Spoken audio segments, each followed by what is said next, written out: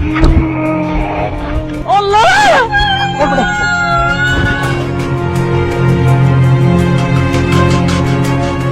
হামলা হবে, গাইবী অগ্নিসংযোগ হবে।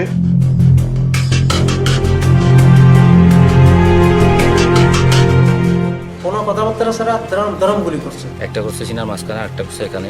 ওনাকে 3-4টা লাথি মারছিল। যিনি গুলি করছে তাকে চিনি এবং দেখেছি চিনি। ওনার নাম হয়েছে লিয়াকত আলী। প্রিয় দর্শক, কী নিয়ে কথা বলা যায় আজকে?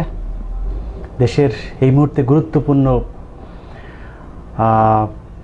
ইস্যু কি আছে? ওই যে টেকনাফে একজন অবসরপ্রাপ্ত মেজর জনাব সিনহা মোহাম্মদ রাশেদ খান খুন হয়েছেন, সেটা নিয়ে কথা বলা যায় না? একজন মাত্র মেজর, একজন মেজরকে নিয়ে কথা বলার কি আছে? 57 অফিসার খুন হয়েছে, তাতেই বা আমাদের কি হয়েছে? আবরারকে পিটিয়ে অমিত শাহরা খুন করেছেন, তাতেই কি বিচার হয়েছে? বিচার চলছে বলবেন তো? কিসের বিচার? বইয়ের থেকে তাদেরকে বহিষ্কার করা হয়েছে, জেলখানায় বসে আবার পরীক্ষাও দিচ্ছেন। বহিষ্কার হলে কি পরীক্ষা দেওয়া যায়? ওসি প্রদীপের বিরুদ্ধে গ্রেফতারি পরোয়ানা জারি হয়েছে, হয়তো জেলেও যাবেন, কিন্তু বিচার কি হবে? এর মধ্যে আমাদের নজিরবিহীন নজর আলী জনাব বেনজির সাহেব ভারতীয় হাই কমিশনারের সাথে সাক্ষাৎ করেছেন। কেন করেছেন সেটা জানেন? সেটা জানতে ওসি প্রদীপকে নিয়ে করা আমার একটি ছোট্ট অনুসন্ধান দেখুন, তাহলে সব প্রশ্নের উত্তর মিলবে। সাথে আছি আমি ইলিয়াস হোসাইন।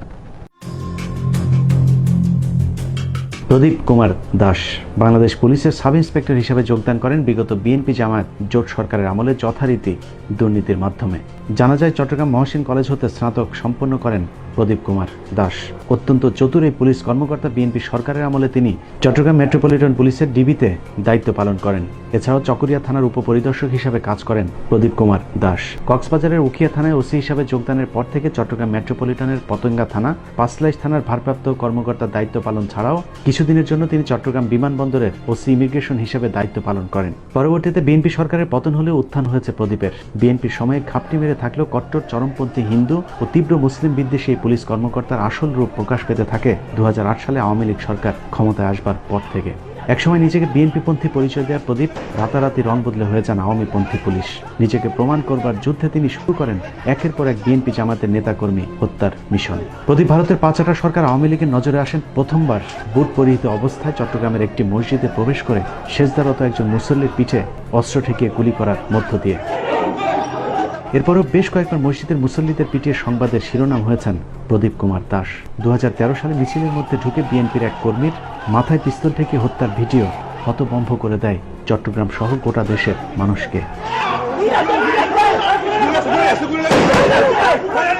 তবে তার এসব কর্মকাণ্ড অবশ্য আওয়ামী লীগের চোখে মধুর স্মৃতি, কারণ আওয়ামী লীগকে ক্ষমতায় রাখতে যে পুলিশ যত বেশি বিএনপি জামায়াতের প্রতি মারমুখী, তার কদর ততই বেশি।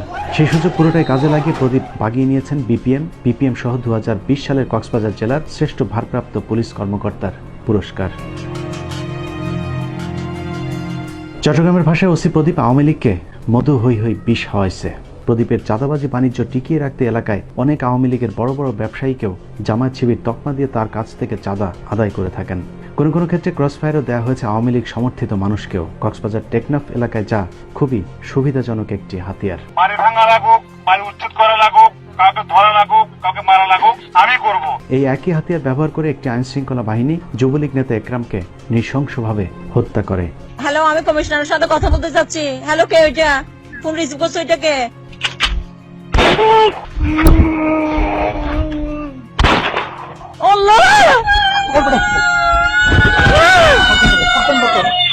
এভাবেই একের পর এক অপরাধ জগতের সাথে নিজেকে জড়িয়ে পুরো টেকনাফকে একটি মৃত্যুপুরী হিসাবে গড়ে তোলেন প্রদীপ কুমার দাস। প্রদীপের মাদক ব্যবসায় যে যখন বাধা দিয়েছে তাকেই তখন মাদক ও অস্ত্র মামলায় ফাঁসি দিয়ে ক্রসফায়ার দেওয়া হয়েছে।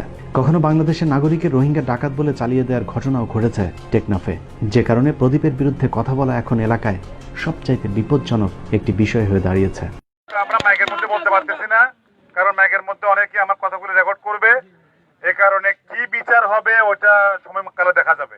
কদিন আগে একই ভাগ্যবরণ করতে হয়েছে ফরিদুল মোস্তফা নামের একজন সাংবাদিককেও। তার অপরাধ ছিল মাদকের বিরুদ্ধে সংবাদ প্রচার করা। চাঁদাবাজি মামলার আসামি ফরিদুল মোস্তফাকে আমরা গ্রেফতার করি। গ্রেফতার করার পরে তাকে আমরা ব্যাপক জিজ্ঞাসাবাদ করি।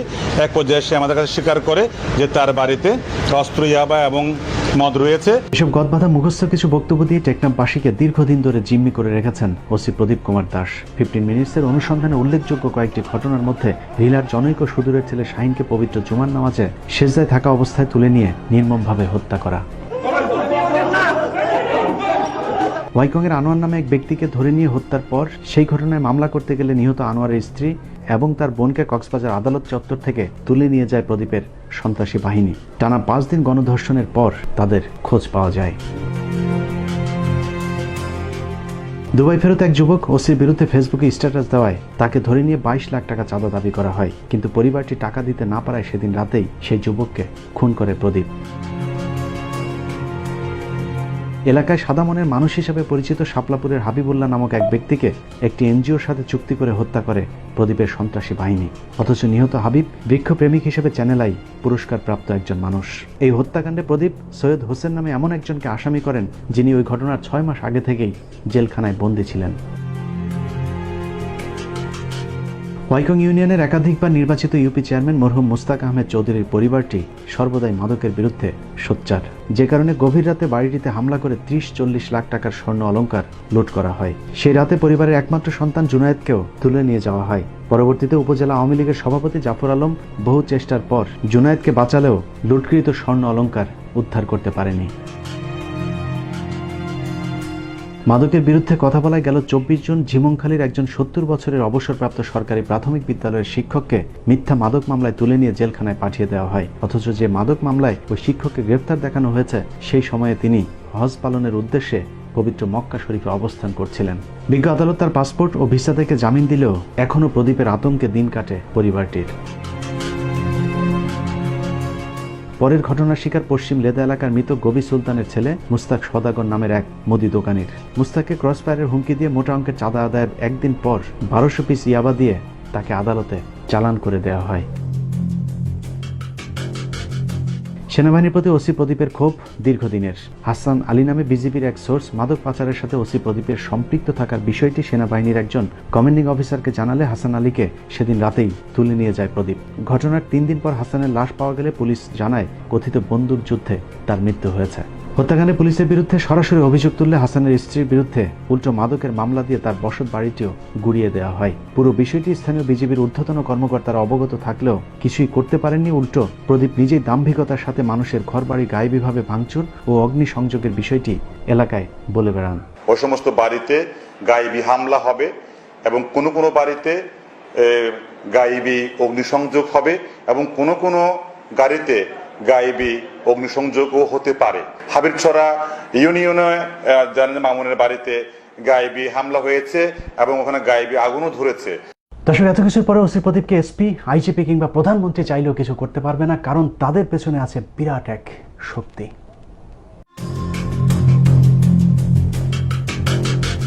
ওসি প্রদীপ টেকনাফ থানার ওসি হয়ে আসার পর থেকে মেজর সিনহা হত্যাকাণ্ড পর্যন্ত মোট 145টি ক্রসফায়ারের ঘটনা ঘটেছে, যার প্রতিটির পেছনে রয়েছে ওসি প্রদীপের চাঁদাবাজি অথবা মাদক ব্যবসায় বাধা দেওয়ার কারণ। মূলত সে নিজে একজন মাদক চোরা কারবারি, যা বিগত কয়েকটি বছর ধরে স্থানীয় পত্রপত্রিকাতে উঠে এসেছে। তারপরেও তার কিছু হয়নি, কারণ ওসি প্রদীপের পেছনে আছে কক্সবাজার জেলার এসপি এবিএম মাসুম হোসেন, স্বরাষ্ট্র মন্ত্রণালয়ের একজন ঊর্ধ্বতন কর্মকর্তা ধনঞ্জন দাস, এবং তারও পেছনে আছে সরাসরি ভারতীয় হাইকমিশন। এত সব প্রভাবকে কাজে লাগিয়ে প্রদীপ কুমার দাস এখন অঢেল সম্পদের মালিক। 15 মিনিটসের কাছে প্রাপ্ত তথ্য অনুযায়ী প্রদীপের কক্সবাজারের 3টি হোটেলের মালিকানা শেয়ার রয়েছে। কক্সবাজার শহরের কলাতলী এলাকায় তার একটি বিলাসবহুল অ্যাপার্টমেন্ট, চট্টগ্রামের পাথরঘাটায় স্ত্রীর নামে লক্ষ্মী ম্যানশন নামে একটি বহুতল ভবন, মুরাদপুরে রয়েছে মুরাদপুর সংলগ্ন অভিজাত এলাকায় 6 কাঠার একটি প্লট। তবে এসবের বাইরেও তার সম্পত্তির একটি বড় অংশ তিনি ভারতে পাচার করেছেন। ভারতের আসামের রাজধানী গুয়াহাটি শহরের পল্টন স্টেশনের পাশে বিলাসবহুল দুটি বাড়িসহ নামে বেনামে তার প্রচুর অর্থ থাকার বিষয়টি টেকনাফে ওপেন সিক্রেট। ভারতে এসব সম্পত্তি ক্রয়ের মাধ্যমে তিনি এরই মধ্যে পেয়েছেন ভারতের নাগরিকত্ব। আমাদের অনুসন্ধানে ওসি প্রদীপের স্ত্রীর বাংলাদেশ এবং ভারতের 2টি পাসপোর্টের সন্ধান মিললেও প্রদীপের ভারতীয় পাসপোর্টটি পাওয়া সম্ভব হয়নি। অবশ্য গোয়েন্দা সংস্থা চাইলে তা খুব সহজেই খুঁজে পাওয়া সম্ভব। নাম প্রকাশ না করার শর্তে টেকনাফ থানার একজন কর্মকর্তা জানান, বদমেজাজি ওসি প্রদীপ মাঝে মধ্যেই খুব দম্ভ করে সহকর্মীদের বলেন, টেকনাফ থানায় চাকরি করতে হলে আমার কথা শুনে চলতে হবে, আমাকে কেউ কিছু করতে পারবে না, কারণ ভারতীয় হাইকমিশনের পেছনের দরজা সব সময় আমার জন্য খোলা। ভারতের খুঁটির উপর কতটা ভর করে প্রদীপ দাঁড়িয়ে আছে সেটার প্রমাণ আরও কিছু কর্মকাণ্ড দেখলেই বোঝা যাবে। মুসলিম শরিয়া আইন অনুযায়ী 3 তালাকের যে বিধান আছে, ভারতের সম্প্রতি তার বিরুদ্ধে একটি বিল পাশ করা হয়েছে, যদিও বাংলাদেশে সেই বিধানটি এখনও বিদ্যমান। কিন্তু বাংলাদেশের নিয়ম রীতির প্রতি বৃদ্ধাঙ্গুলি দেখিয়ে ওসি প্রদীপ তার থানার দেয়ালে ভারতের সেই বিলটি ঝুলিয়ে দিয়েছেন। এর মাধ্যমে ওসি প্রদীপ রাষ্ট্রদ্রোহিতার অপরাধ সংঘটিত করেছেন। ভারতের সাথে তার গভীর সম্পর্কের বিষয়টি তিনি এর আগেও বেশ কয়েকবার জানান দিয়েছেন। চট্টগ্রাম বিমানবন্দরে কর্মরত থাকা অবস্থায় এলিট পেইন্টের মালিকের কাছে একটি ঘটনায় বিশাল অঙ্কের ঘুষ দাবি করেন। পরবর্তীতে ঘুষ দিতে রাজি না হওয়ায় এলিট পেইন্টের মালিকের বিরুদ্ধে তিনি মিথ্যা একটি মামলা করেন। সেই ঘটনাতেই প্রদীপের আলো থেমে যেতে পারত, কারণ এলিট পেইন্টের মালিক ছিলেন তৎকালীন আইজিপি শহীদুল হকের একজন ঘনিষ্ঠ বন্ধু। পুলিশ মহাপরিচালক শহীদুল হক সে বিষয়টি জানার পর প্রদীপের বিরুদ্ধে একটি চাঁদাবাজির অভিযোগ দায়ের করেন। এরই প্রেক্ষিতে প্রদীপকে ক্লোজ করে তারপর সিলেট পুলিশ লাইন্সে সংযুক্ত করা হয়। কিন্তু তাতেও লাভ হয়নি, কারণ পুলিশ মহাপরিচালকের চাইতে উপরের মানুষের সাথে হাত রয়েছে প্রদীপ কুমার দাসের। পুলিশ সদর দপ্তরের একজন কর্মকর্তা জানান, ভারতীয় হাইকমিশন এবং স্বরাষ্ট্রমন্ত্রীর জোরে আইজিপি শহীদুলকে বুড়ো আঙুল দেখিয়ে তারপর কক্সবাজারের মহেশখালী থানার ওসি হিসাবে নিয়োগ পান প্রদীপ কুমার দাস। লম্বা সময় মহেশখালী থাকার পর প্রদীপ বাগিয়ে নেন ঘুষখোরদের স্বপ্নের পোস্টিং টেকনাফ থানার ওসির চেয়ারটি। সেখানেও একই রকমের ঘুষ বাণিজ্য চলতে থাকলে গেল বছরের 4 মে 2019 তারিখে তৎকালীন অতিরিক্ত আইজিপি মখলিসুর রহমান অবসরে যাবার আগে ওসি প্রদীপের বিরুদ্ধে নানান দুর্নীতির অভিযোগের প্রেক্ষিতে টেকনাফ থানা থেকে সরিয়ে দেন। কিন্তু অজানা শক্তির কারণে মাসখানেকের মধ্যে আবারও তিনি টেকনাফ থানার ওসির পদটি ফিরে পান।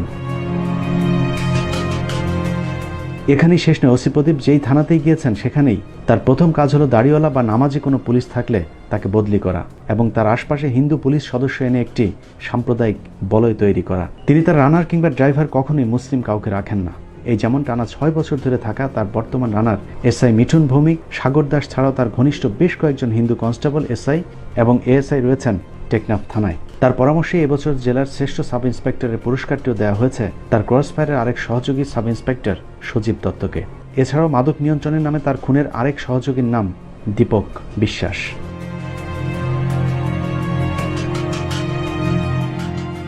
মূলত মিঠুন, সজীব, সাগর ও দীপককে নিয়ে ওসি প্রদীপ টেকনাফ জুড়ে একটি মাফিয়া গ্যাং গড়ে তুলেছেন, যারা স্থানীয়ভাবে ইয়াবা পাচার সহ পুলিশের গাড়িতে করেই ঢাকা চট্টগ্রাম পর্যন্ত পৌঁছে দেওয়ার কাজটিও করে থাকেন। থানা জুড়ে ওসি প্রদীপের আরেকটি ব্যক্তিগত পরিচয় আছে, তা হলো প্রদীপ কুমার দাস একজন সমকামী। কিছুদিন আগে আভাস নামে ওসি প্রদীপের আরেক সমকামী বন্ধু ছিল, কিন্তু তাকে সরিয়ে ওসি প্রদীপের এখন সবচেয়ে কাছের মানুষ তার রানার মিঠুন ভৌমিক। এছাড়াও তার থানার আরেক সমকামী সজীব দত্তের সাথেও প্রদীপের শারীরিক সম্পর্ক রয়েছে। প্রদীপ যে থানাতেই গিয়েছে সেখানেই সমকামীদের একটি স্বর্গরাজ্য তৈরি করেছেন। পতেঙ্গা থানায় থাকাকালীন প্রজাপতি রিসোর্ট নামে একটি রিসোর্টকে সমকামীদের জন্য সেফ হাউস হিসেবে ব্যবহার শুরু করেন ওসি প্রদীপ, যার প্রমাণ এখনও ওই রিসোর্টে গেলে পাওয়া যাবে। তার সমকামিতার সঙ্গে মিঠুন ভৌমিক, সাগর দাস, সজীব দত্তদের নিয়ে বিভিন্ন দেশে ভ্রমণ এবং একান্ত সময় কাটানোর কিছু স্থির চিত্র এখন 15 মিনিটসের হাতে।